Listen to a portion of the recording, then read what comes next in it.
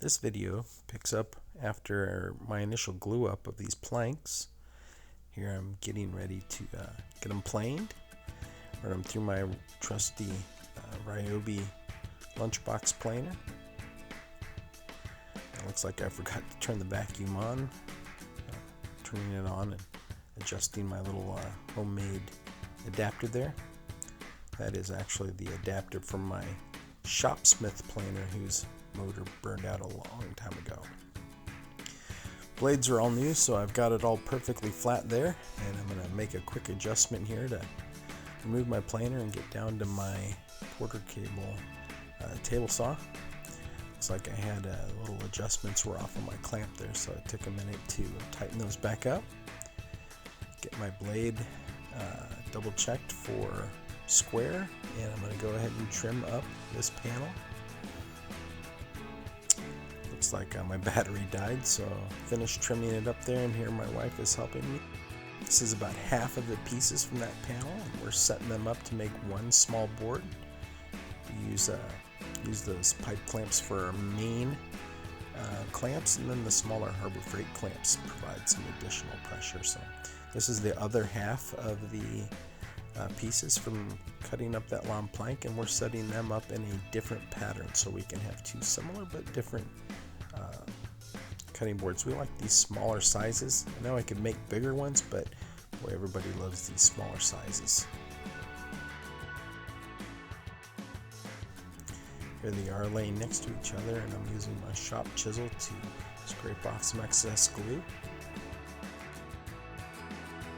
And I'm running them through my planer. I go really small steps. Here I'm using super glue, and making a mistake on this project as I tried to use brown super glue and was surprised by how much it showed up on those lighter woods. Squaring up my two boards now.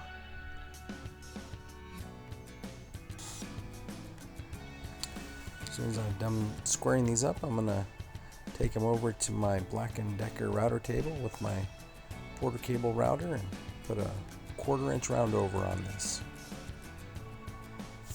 Then over to sand.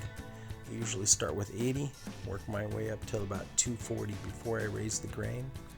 And here you can see the first shot of where I started to realize that that brown super glue was just gonna stand out much more than I'd expected.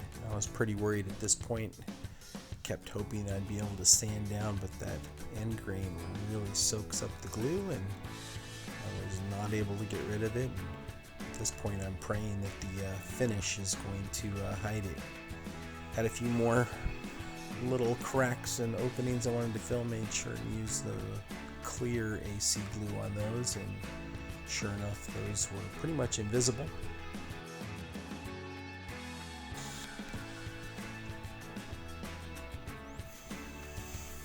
I think I'm getting up to about 240 here.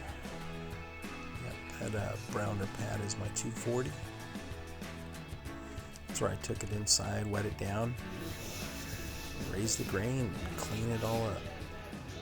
Yeah, I mean, I still see that little bit of super glue there a little bit, but I think it sufficiently goes away. That looks pretty.